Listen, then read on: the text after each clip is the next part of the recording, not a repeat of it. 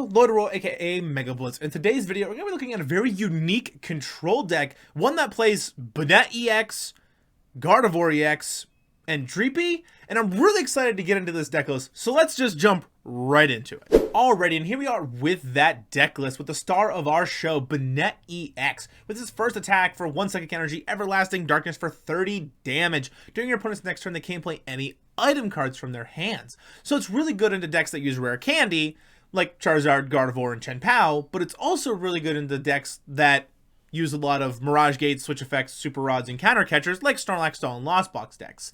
But its second attack, Poltergeist, for 2 energy 60 times, your opponent reveals their hand. This attack does 60 damage for each trainer card you find there. So with Everlasting Darkness, forcing our opponent to keep all these items into their hand, which are trainer cards, Poltergeist is going to be able to do a lot of damage. And even if we do end up whiffing on the attack, we still at least get some knowledge of what our opponent does have in their hand, or what they don't have in their hand, which can be nice as well. And then we also play this Banette with Puppet Offering. Once during your turn, you may put a supporter card from your discard pile into your hand. If you do, put this Pokemon into the Lost Zone. So it's really nice to be able to put, Iono's, Boss, or Professor Turo scenario back into our hand. Mostly Iono for that constant disruption with that Banette. And it doesn't get any prize cards for our opponent because it just gets shoved right into the Lost Zone. We do play the Kirlia Refinement package, being able to discard a card to draw 2. And we also play the Gardevoir EX with Psychic Embrace, being able to attach basic energies from our discard pile to our Pokemon like Banette and Dreepy and Radiant Alakazam so they can attack. Sure, they end up getting damage counters on them, but we're able to power up them with that Gardevoir pretty fast. We play Spiritomb here to block basic Pokemon V. We play Mew EX here as a nice free pivot option with that attack genome hacking, be able to just pick one of our opponent's active Pokemon's attacks and use it against them. The restart ability is also very nice, being able to draw until we have 3 cards in our hand. Radiant Alakazam is a very good, strong single prize attacker in this deck. With his ability Painful Spoons, once during your turn, you may move up to 2 damage counters from one of your opponent's Pokemon to another one of their Pokemon. But its attack Mind Ruler for 2 energy 20 times.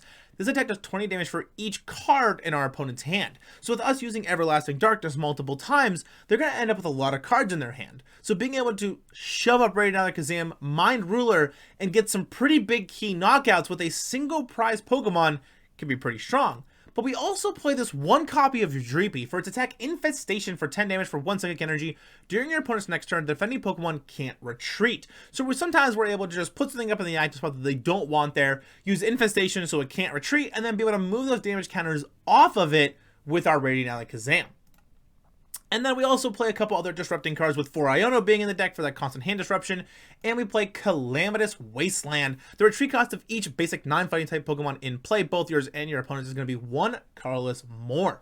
So for the full deck list here, we got 4 Shuppet, 3 Banette EX, 1 Banette, 3 Ralts, 3 Kirlia, 2 Gardevoir EX, 1 Spiritomb, 1 Dreepy, 1 Mew EX, 1 Radiant Alakazam, 4 Iono, 2 Professor's Research, 2 Boss, 2 Professor Turo scenario, 4 Ultra Ball, 4 Fog Crystal, 4 Battle VIP Pass, 4 Trekking Shoes, 2 Counter Catcher, 2 Level Ball, 1 Super Rod, 1 Lost Vacuum, 2 Calamitous Wasteland, and 6 Psychic Energies.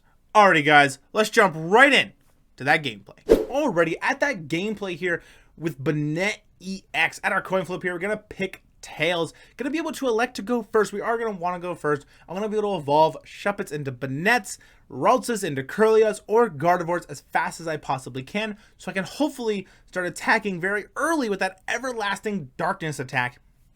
Unfortunately, not such a great starting hand here. Gonna have to mulligan it away with no basic Pokemon in it, but our new hand here, going to be able to start with Shuppet up in the active spot. Going to have access to 2 Ultra Balls to be able to hopefully get some Raltses or Shuppets just kind of getting set up.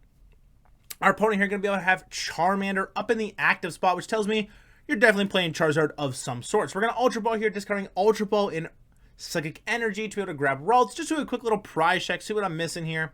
And I realize I'm missing a couple energies, which is kind of important. The deck only plays 6 energies. So we're going to be able to use that Trekking Shoes here, grab that Fog Crystal, be able to use the Fog Crystal to grab Shuppet, attach a Psychic Energy to the active Shuppet, pass turn. Our opponent here are going to be able to use Battle VIP Pass, grabbing themselves Charmander and Pidgey. So now we know that they're on the Pidgeot version of Charizard.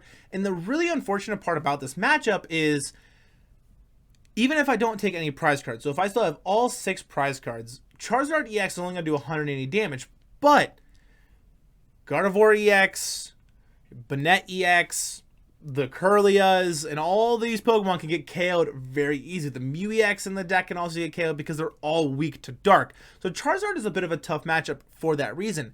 However, they rely on Rare Candy a lot in this deck. So if I can start Everlasting Darkness very quickly, we should be okay. But we see that Ultra Ball being used right there, discarding that Urshifu VMAX and that Medicham V. So then that is telling me, okay, you're kind of playing Charizard. You're playing toward Charizard, the 35 one-of Charizard deck. So you're going to be able to bench that Rotom here, attach a energy to that active Charmander, attach the Forest Seal Stone to that Rotom. They're going to choose not to use it, though, and just instant charge and pass. Going to be able to evolve our Ralts into Kirlia, our Shuppet into Banette with Puppet Offering here. Going to be able to rip the Iono, so draw into a nice fresh 6 cards here. Bench another Shuppet, be able to Refinement away Battle VIP Pass, drawing into Gardevoir EX and Ultra Ball here. We're going to evolve that Shuppet into Banette EX up in our active spot. Ultra Ball, going to discard Battle VIP Pass, Refinement, Kirlia, and I'm going to grab Mew EX. The reason I grab Mew EX here is I want to be able to have a free pivot option, and I want to be able to start drawing some cards. I only got one Refinement Kirlia set up, so that Mew is going to come in handy. We're going to grab Level Ball. We're going to get Level Ball off that restart here. That Level Ball is going to grab Spiritomb. The reason I grab Spiritomb is we're going to be able to Everlasting Darkness. So we're going to be able to shut them off of rare candies, switch effects, and any items. So them being able to instant charge their way out of it in future turns isn't going to be able to happen anymore because of that Spiritomb. They still will be able to use that Forest Seal Stone here, though. So that's exactly what we're going to do. Use that Forest Seal Stone to find whatever card they want. Then they're going to play Boss's Orders, pulling up our Refinement Kirlia. So more than likely, that Forest Seal Stone had found them that Boss's Orders. So now we're in a position where I have Gardevoir EX in hand. So if I can just evolve this Kirlia into Gardevoir and get at least some energies into my discard pile and be able to maybe attach for turn and retreat out of that Gardevoir into Banette, I can take a KO on this Charmander and still keep them shut off of item cards along the way. So we're going to be able to draw into another Refinement Kirlia here for turn. And I'm in a situation where I could Iono to try to draw my way out of it, but I already got one energy in the discard pile. So I'm going to Refinement away the Kirlia with Refinement, get into Level Ball Fog Crystal, evolve that Kirlia into Gardevoir. Fog Crystal is going to go find me that Psychic Energy. I'll be able to attach that Psychic Energy for turn, and then Psychic Embrace and Energy to the Gardevoir EX to be able to retreat into the Banette. But first, we're going to use Level Ball here, and I'm going to grab a second Ralts so I can hopefully start getting set up on another Kirlia, because now I evolved my Refinement Kirlia into Gardevoir, so now I don't really have a draw engine besides that Mew EX.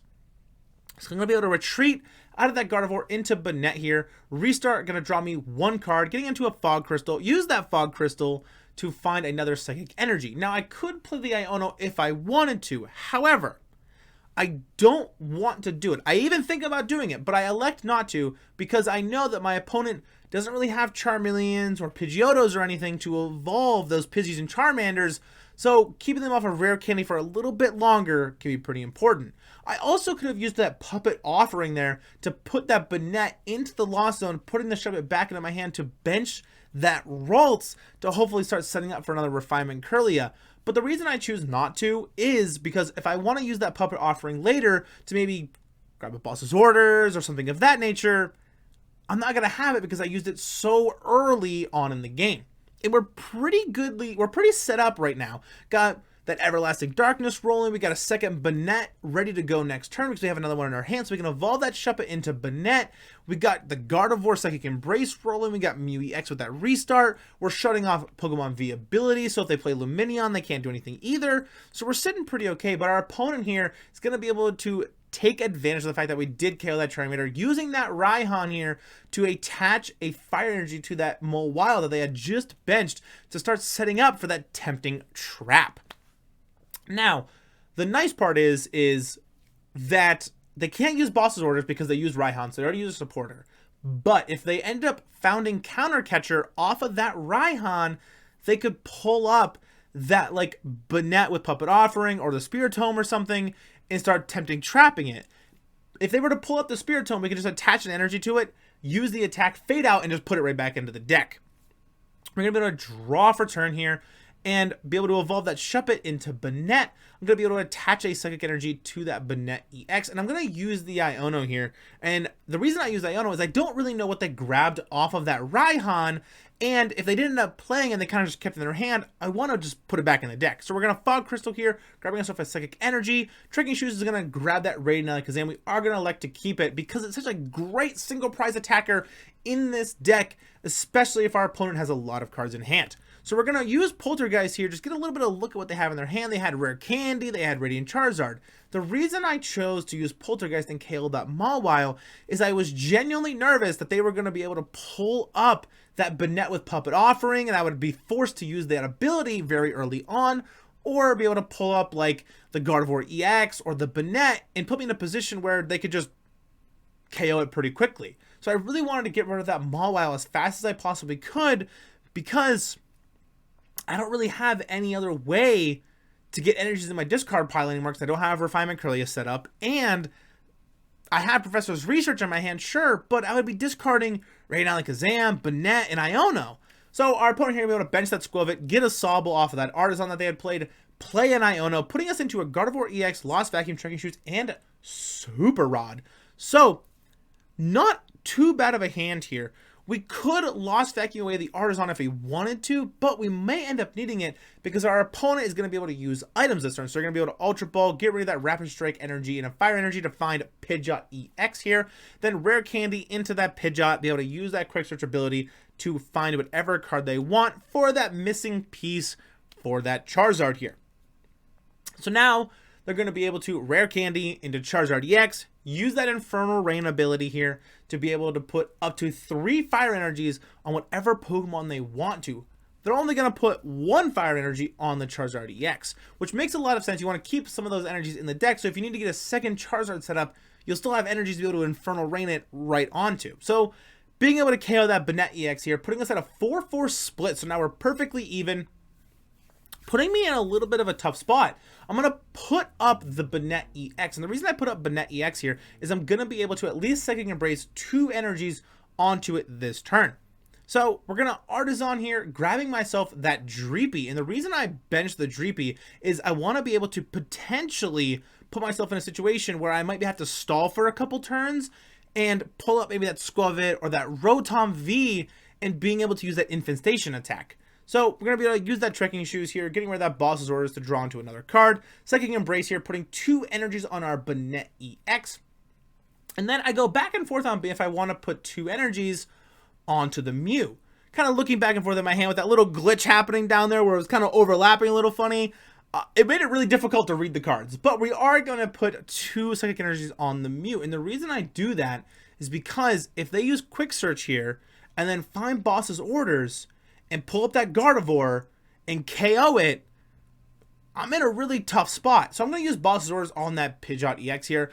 Definitely should have pulled up like the Rotom or the Squavit or something to be able to use that Poltergeist attack and maybe be able to KO that Sobble or the Squavit, or being able to pull up that Rotom and then Everlasting Darkness to make it so they can't use item cards. Pulling out the Pidgeot was definitely a misplay here because they're going to be able to retreat for free right out of it into the Charizard, so it's not going to matter. So we are going to Everlasting Darkness. So they won't be able to use any items this turn, but being able to just retreat for free out of that Pidgeot into the Charizard and take a KO is going to be plenty enough for them. So they're going to be able to Artisan here, grabbing a Mawile, attempting trap again. So putting themselves in a situation where they might be able to stall us, which is not great because we do have less cards remaining in deck than they do. So we want to also try to avoid from getting trapped out of the game. So you're going to retreat out of that Pidgeot into the Charizard EX here, removing that Artisan, playing Collapse Stadium to get rid of that Squavit here, and I'm going to get rid of Spiritomb. The reason I get rid of Spiritomb is because they're not going to be using Instant Charge anymore. They've already got Charizard EX set up, so there's not really ever a point where they're going to be like, I should Instant Charge this turn and not use Burning Darkness, because they'll be able to KO everything in the deck with Burning Darkness. So getting rid of that Spiritomb made the most sense. Play the Iono. We're going to get 2 Counter Catchers, Ultra Ball, and a Psychic Energy in our hand. So we are going to be able to attach a Psychic Energy to that Dreepy, counter catcher and pull up that Rotom or the Sobble so they can't retreat out of it. I'll be able to Burning Darkness, KOing our Banette EX here.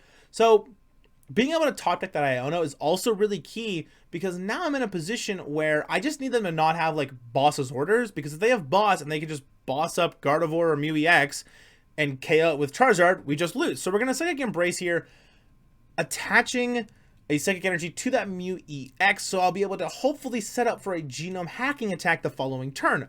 Because I counter catchered up the Sobble here, I'm going to be able to Infestation and keep it trapped in the active spot, which is going to force our opponent, hopefully, to use that Quick Search ability to be able to find a switch effect to get out of that Sobble into Charizard to take a KO on that Dreepy. But if they do that, then it'll leave them with one prize card, so I'll be able to attack with Mew EX here with that Genome Hacking. They're going to use Professor Turo Scenario to pick up that Sobble, removing all the damage counters. They're going to put it right back down on the bench here, but it's going to allow them to put that Charizard back up in the active spot. They're going to use PAL Pad here, putting Boss's Orders Turo Scenario back into the deck. Now that actually works out. They were out of counter catcher range, so they couldn't use another supporter because they used Turos to pick up the Sobble. So KOing that Dreepy here, going to put them at one prize for a 4-1 split. I'm going to get into Radiant Alakazam. I'm going to bench that Radiant Alakazam here. I'll be able to use Psychic Embrace. I'm going to put 2 Psychic Energies on that Radiant Alakazam so I can start setting up for a nice, good single prize attacker, because I will be able to KO the Charizard EX this turn. So we're going to use an Iono, put them to 1 card in hand, find a Calamitous Wasteland here, being able to remove that Collapse Stadium, Trekking Shoes, getting rid of Battle VIP Pass to grab another Calamitous Wasteland. I'm going to restart, be able to draw 1 card. I'm going to get myself into an Iono, so I'll still be able to keep up that Disruption, which would be pretty nice. Genome Hacking, targeting Burning Darkness for 330 damage, so we can take 2 prize cards, putting us in a 2-1 split. Now, they have no more Charizard set up. They pitched the Rapid Strike Energy, so they don't have access to Medicham V or Urshifu VMAX. They still could potentially get into Inteleon with Quick Shooting, but I think their path to victory should be putting an energy on that Mawile, trapping something like Banette EX or Gardevoir up in our active spot, and just trap us over and over again and hope we can't KO the Mawile until we eventually deck ourselves, because we do only have 8 cards left in deck to our opponent's 29 cards left in deck.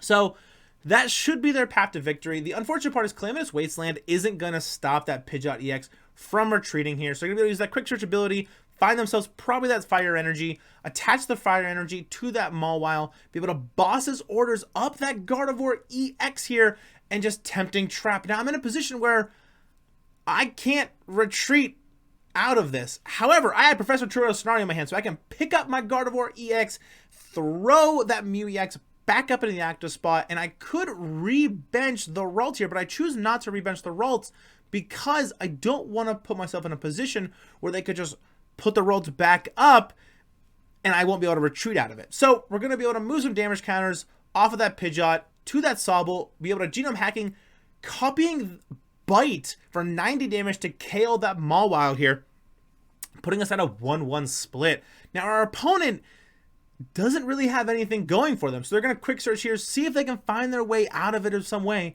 But if they can't KO this Mew, then we can just boss up something, being the Sobble, and then retreat out of that Mew into Radiant Alakazam, use that Mind Ruler attack, being able to KO that Sobble, taking our last prize card. They're going to use Worker here, getting rid of that Calamitous Wasteland, drawing 3 cards. Also, be able to bench a Bidoof, but instant charge and just pass turn. So I'm going to be able to Boss's Orders up the Sobble here, retreat out of that Mew EX into my Radiant Alakazam, and then being able to use that Mind Ruler attack for 140 damage to take our last prize card. So Mind Ruler, 140 damage, KOing that Sobble, taking our last prize card, making an absolute crazy comeback against that Charizard EX Tord box deck. It felt absolutely incredible being able to mount such a huge comeback against a great deck like that. Alrighty guys, let's jump right in to that outro. Alrighty, that's going to do it for today's video for that Banette EX control deck. And I'll make sure to put the deck list that I played in this video in the description below. So if you want to try it out for yourself, you'll be able to. If you've been enjoying the content I've been making for you on the channel, don't forget to leave a like, smash that subscribe button. I really would appreciate it. And I'll see you all in the next one. Peace!